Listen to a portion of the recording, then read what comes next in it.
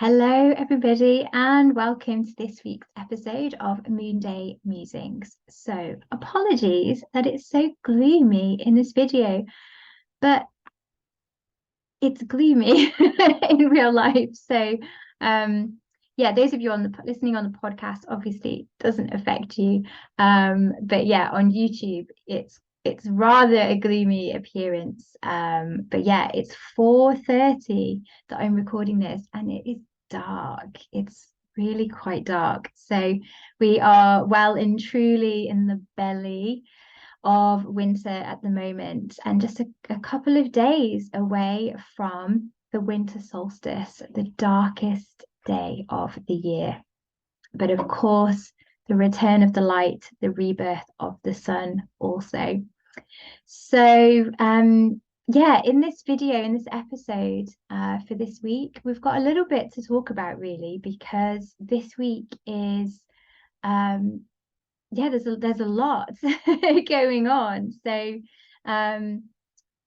we've got obviously the approach of Christmas coming up on the weekend. We've got the winter solstice on Wednesday. We've got the new moon on Friday. We've got the sun moving into Capricorn on Wednesday, initiating Capricorn season. And we're also already in Mercury retrograde's pre-shadow. So there is some intense energy going on, but we're also really, like I talked about last week, working with that waning energy. So I want to try and keep this week's episode fairly succinct because I know how busy it is for everybody right now. I want you to be able to take in the content, but in a way that is manageable as we're all working with shopping lists and finishing work and all of that stuff. So let's begin with the fourth candle on the solstice prayer wheel, or the Advent wreath, however you honor that particular practice. So the fourth candle for this week is the theme of love and the element of earth. I thought this was really interesting because we went to the shops earlier to get some bits in for the week, and it was really unpleasant, really unpleasant. And it made me, it was helpful. It was helpful to go. I mean, we had to get stuff. So it was helpful from a practical point of view. But yeah, it really helped ahead of recording this because people were so, in that mindset, sorry, of like rushing and grabbing, and that tangible selfish energy that makes it's abrasive. I found it really difficult, and I thought it was so interesting because we're rushing around, and sometimes I can be like that too. I'm not being judgmental. I can be abrasive, I can be rushy, I can be not aware of who else is around me. But we can get into that headspace, I think, at this time of year of like, no, like I am being generous and kind, but just to the people that I know, so everyone else doesn't matter. Like I got to get this thing, and I got to get the last packet of cheese crackers, and I've got to get that, and I need to make sure that I get one of the cakes where the box isn't dented, because I want to cherish the people in my life. But what we're doing is not realizing that everybody else has that exact viewpoint. And that's why it gets grabby, it gets pushy, it gets rushy, aggressive, lack of patience. And you add that in with the pressure, of this time of year, people feeling really scared of not having enough. That it's tangible when you go out in the world at the moment. You know, I don't feel that people are coping very well. And when I came home and I was looking at the notes for this week and the theme of love, and I thought, you know, we've got to try and come back into our heart spaces, because I see this happen every year at Christmas. I think we have these wonderful romantic notions of what it's going to be like on December 1st. We get everything out and we're so excited, and the Christmas films come on, and we're lighting our advent candles, or we're opening our advent calendars, and you know, there's this kind of, it's just such joy in anticipation. And then it gets to this week where, you know, there's only a few days left, and it just, all of that kind of just transforms into stress and anger and frustration and disappointment. So I want to invite us all into a space of love, you know. So remember why we're doing all of this stuff. You know, if we're really trying to honor the energy of this time of year of community and family and love, like, try and remember that everybody has family and community, and are trying to tend to their own worlds, and nobody is more important than anybody else. So one thing I was really trying to do before, rather than just getting like absorbed in the madness of Aldi, is to just try and take a step back and be like, okay, you know, you can go ahead. You know, I reach something down for someone, you know, I'll take the dented box because it doesn't matter. You know, and perhaps just taking a bit of time to like step back, come into the heart, soften, and connect to this time of year as a time for love, and a time for generosity, and a time for giving to others. And sometimes giving to others is those moments of giving our time, giving up our place in the queue, giving a smile, you know, an awareness of other people. You know, it doesn't always have to be giving as a sense of like, oh, I need to donate to charity, or I need to go and make sure I've done this. You know, having a generous heart means we are aware of the people around us, so making space for people, taking time for people, looking out for people.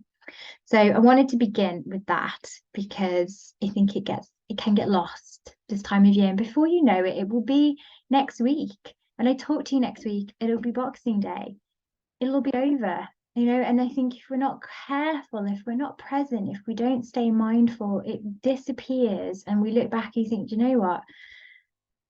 That didn't go how I wanted it to go. Like, I didn't feel how I wanted to feel. I lost my Christmas feeling, or I lost my festive feeling. So yeah, I wanted to begin with love.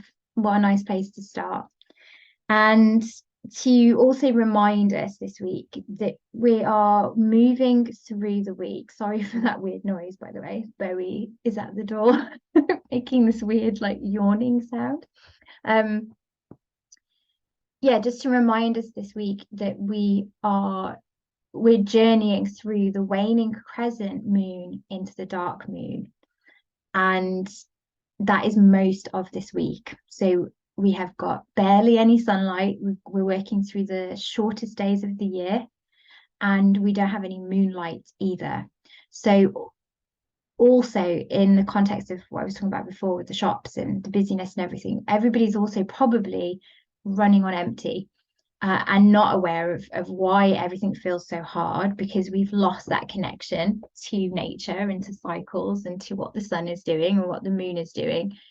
And, you know, we might be thinking to ourselves, I've got so much to do this week and I just feel so tired. I just feel like I want to go to bed. I just want to like read a book. I just want to be in the quiet. I just want some time for myself, you know. So again, just be aware of that this week, that we are working with the lowest energy of the entire year this week. Christmas Day itself, if Christmas Day is significant to you, it's helpful to know that we are actually going to be in a little bit more of a lifted energy as we get to that day, because the moon will actually be waxing again by the time we get to Christmas Day, and the moon will be in Aquarius, which is a light, expansive, loves the collective, loves community, you know. So I think Christmas Day, in terms of the lunar energy, should feel quite light and joyful. But to get there, we've got to move through the dark moon and through the new moon as well. So let's have a look at this week. Today, Monday, the 19th of December, we are in the waning crescent moon. So we're working now with the last bit of moonlight of this lunar cycle. We are in the sign of Scorpio today and tomorrow. Not an easy sign for a lot of people, can be very emotional, it can bring up stuff, past stuff, karmic stuff. I've talked about this often with Scorpio, but if we're not expressing ourselves honestly, we can sometimes get to the moon in Scorpio and it can all just come out, whether we like it or not. So having an awareness around that today and tomorrow. I'm going to say, I've said before, you can honor the dark moon on just for one day, for 2 days, for 3 days. I'm going to say with this week that the dark moon begins on Wednesday with the winter solstice, and then stays in the dark moon through Thursday, and then we're welcoming in the new moon in Capricorn on Friday. When we get to Wednesday, with the moon in Sagittarius, the moon is returning to the sign that the new moon was in. Okay, so if you created new moon intentions for the new moon in Sagittarius, this is your indication. Okay, we've come full circle. The moon is now back in Sagittarius, so we can work with that Sagittarian energy again, revisit those qualities. But we can also reflect on the lunar cycle. How has it been? How has Sagittarius season been for you? Have you enjoyed it? Have you connected with it? Has it been really difficult? Have you honored your intentions? Have there been obstacles to those intentions? So your dark moon time is this really powerful time to reflect, process, and integrate the experiences of the month, the moons, so that you can move forward through the new moon. Okay, so the dark moon is taking place or beginning on the same day as the winter solstice, and the same day that the sun is moving into Capricorn. So Capricorn season begins on the winter solstice, and then we have the new moon in Capricorn on Friday, and then the waxing crescent moon on Saturday, and then moving into Aquarius on the Sunday. Okay, so with Wednesday, if you can, I would really try to make some space to connect with the darkness. It's going to be the darkest day, the shortest day, the longest night, no moon. So the void, really, this opportunity, as I've said, to integrate. So winter is a time for integration, and I don't feel that we really make any space for that. I was thinking about it yesterday. I was doing some yoga last night, and you get to the bit towards the end and you think, oh, should I or shouldn't I skip Shavasana?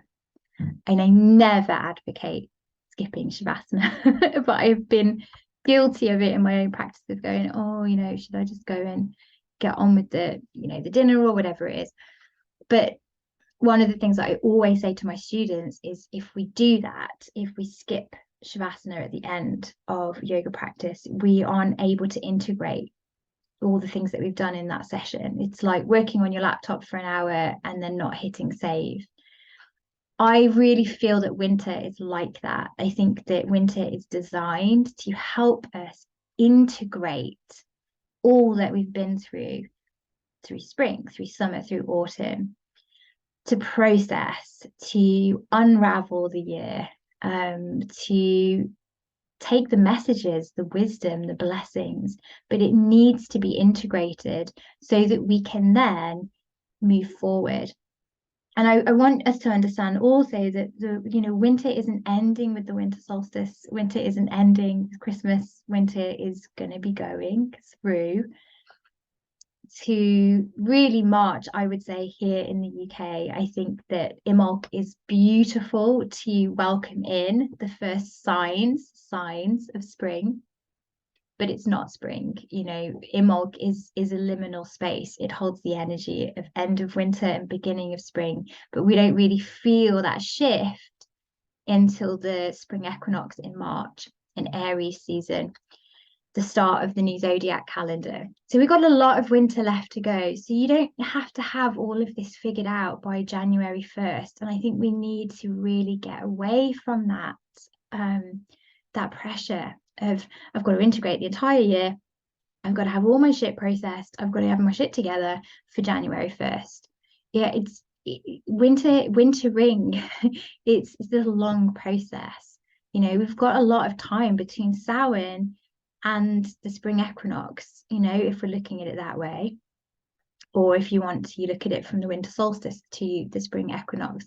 But there's time for it, you know, and I think that will help our approach to this time of year as well. If we remember that winter is January, winter is February, winter is moving still through March. We've got plenty of time for this integration and plenty of time to reflect and to just not to feel that we've got to have it all figured out by the 1st of January. Yeah, the calendar, I think, tricks us a lot, you know, because we get this thing of like, it's 20, but it'll be 2023, it'll be a new year, I've got to leave all this stuff behind. We may feel that we've got an idea of the things that we want to leave behind in this year, and that's great. You know, you might already think, yeah, definitely want to let go of that, definitely don't want to do that. But there might also be a lot that you just haven't had the time to think about.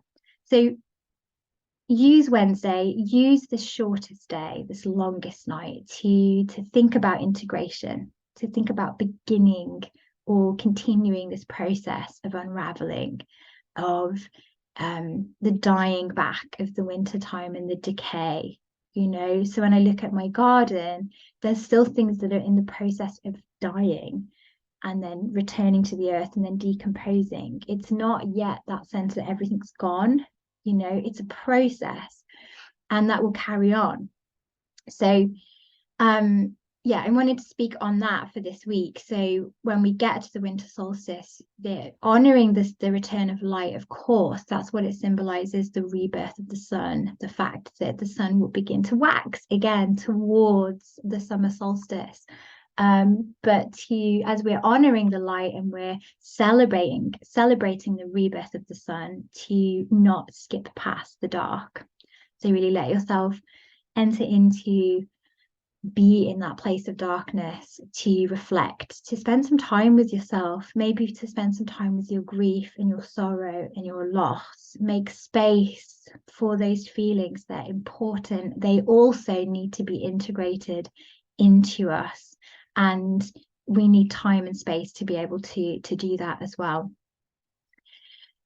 Capricorn season really invites us to do this work anyway. So as we move through, as the sun moves into Capricorn, this in the astrological calendar initiates astrological winter. So Capricorn is kind of saying, okay, now the work begins, you know, now we're really going to look at this stuff, because it's still dark, it's still cold, you know, and it's that sense of things being really stripped back, you know, the trees no longer having their leaves, you know, that barren landscape of winter, and really looking at stuff in its rawness. Capricorn wants us to do that. They're very spiritual, they're very deep, they're very grounded, very practical as well, and very dedicated. So there's kind of, I feel like, two layers to Capricorn. There's this sense of that kind of elder energy, the crone, the grandmother, the wise woman, you know, that spirituality, that maturity. But there's also this other side of Capricorn that we see that's, you know, career orientated and you know, going after goals and being very practical about that. And so it's working on integrating those two things as well. So bringing it all together. We will be talking about this more in detail on Friday night. So I'll be running my free online women's circle on Friday this week. And we'll be really going into the Capricorn archetype, looking at the wise woman. We're also going to be doing quite a bit of ancestor work on Friday night. And we're going to be looking at Mother's Night, which is the 24th of December, and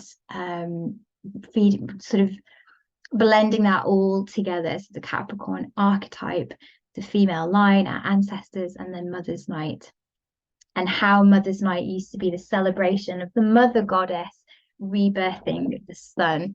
So it's a really beautiful way to work with the 24th of December.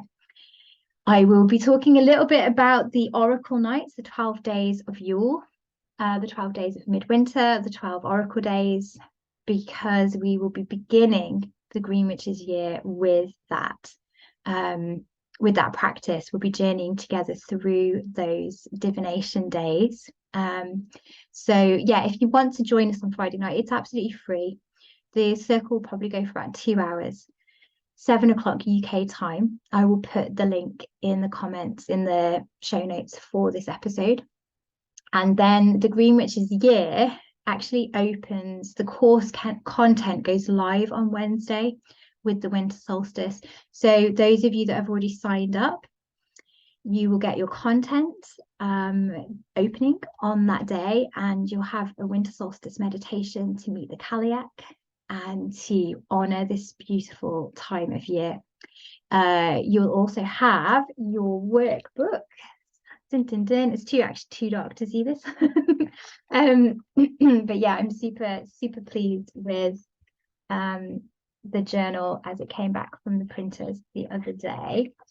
But yeah, it's just like, it is really dark. I'll have to do another another video of it. But yeah, I'm super pleased with it. So everybody in the Green Witches year, you get one of these every single month.